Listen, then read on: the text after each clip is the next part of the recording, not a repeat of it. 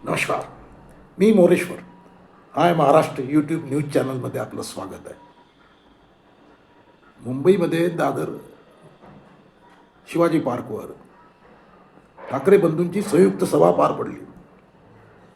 या सभेत मनसेचे सुप्रीमो राज ठाकरे यांचं महत्त्वाचं भाषण झालं. राज ठाकरेंच्या या भाषणाने म्हणजे हे महत्त्वाचा केंद्रबिंदू ठरलं. राज ठाकरेंच्या भाषणाने मुंबईची निवडणूक फिरली का, हाच प्रश्न ही सभा ऐकून आणि ही सभा टी व्हीवर पाहून अनेक लोकांना पडला की राज ठाकरेंनी ज्या पद्धतीने गौतम अदानी उद्योगपती यांच्या साम्राज्यावर हल्लाबोल केला. 2014 ते 2024 म्हणजे 10-11 वर्षात ज्या पद्धतीने गौतम अदानी यांचं साम्राज्य वाढलं,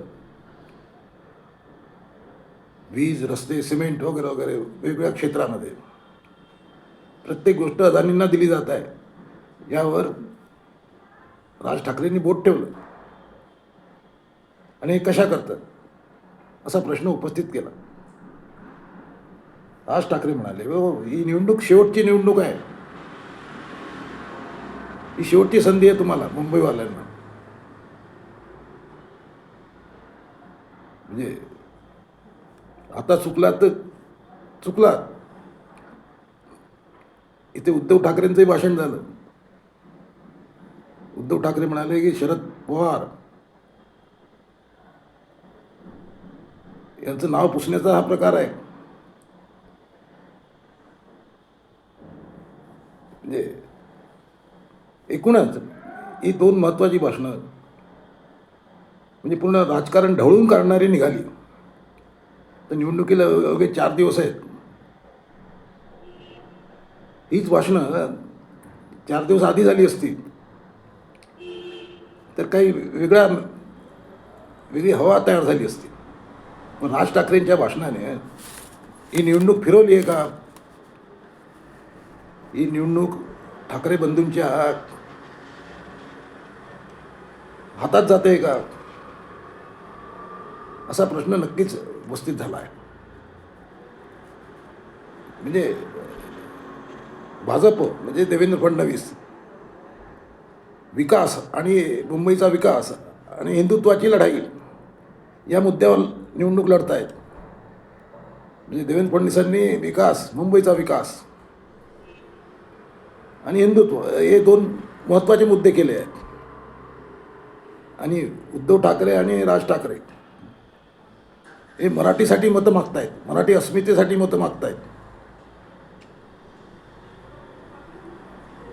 म्हणजे या वेळेला गडबड केली तर मराठी माणूस संपून जाईल, मुंबईतून बाहेर फेकला जाईल, अशी भीती राज ठाकरे दाखवत आहेत.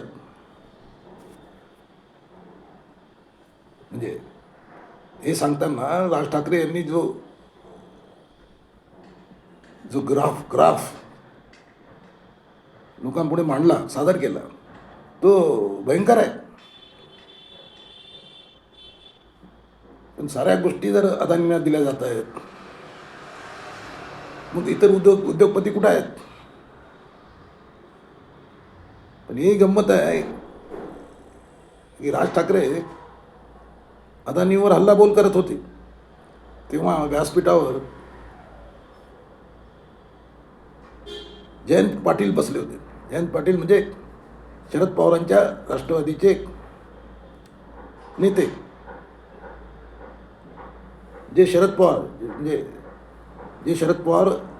म्हणजे अदानींचे गुरु आहेत. म्हणजे गौतम अदानी मान्य करतात की शरद पवार माझे गुरु आहेत. त्या अदानींच्या विरोधात जयंतराव व्यासपीठावर असताना राज ठाकरे हल्लाबोल करत होते.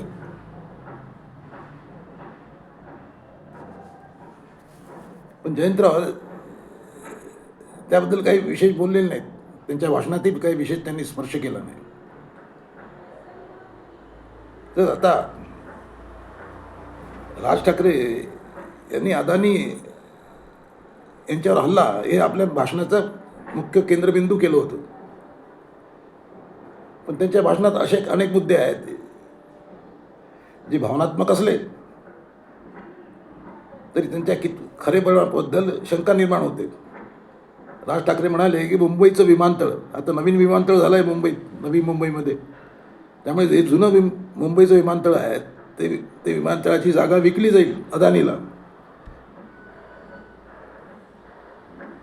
हे हे हे हे मनाला पटत नाही, कारण मुंबईमध्ये अनेक विमानतळं आहेत. सांताक्रूजचं विमानतळ आहे, गेल्या अनेक वर्षापासून ते फारसं वापरत नाही आहे, पण त्या जागेला सरकारने हात लावलेला नाही.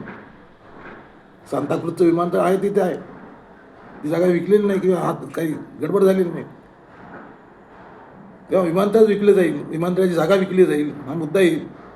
तेवढा मनाला पटत नाही. त्यामुळे राज ठाकरे बोलून गेले, वादळ उठवून गेले. पण मराठी माणसाला ते किती अपील झालं त्याचा प्रभाव, कारण निवडणुकीला अजून वेळ आहे. 15 तारखेला मतदान आहे. 4 दिवस मतदारावर त्याचा कितपत प्रभाव राहील हे पाहायचं.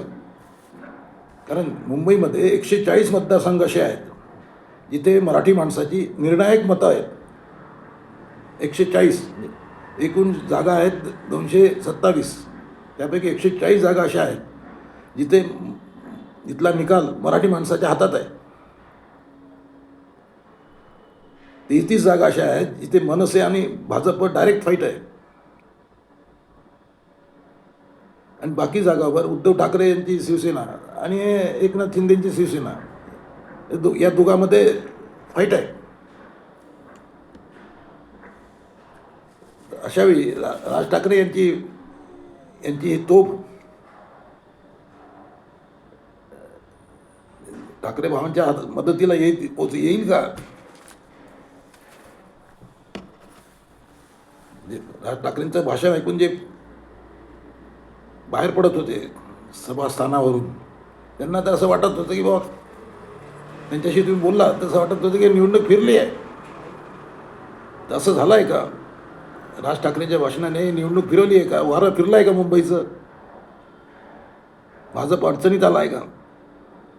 अर्थात तुम्हाला काय वाटते? कॉमेंट करा. नमस्कार.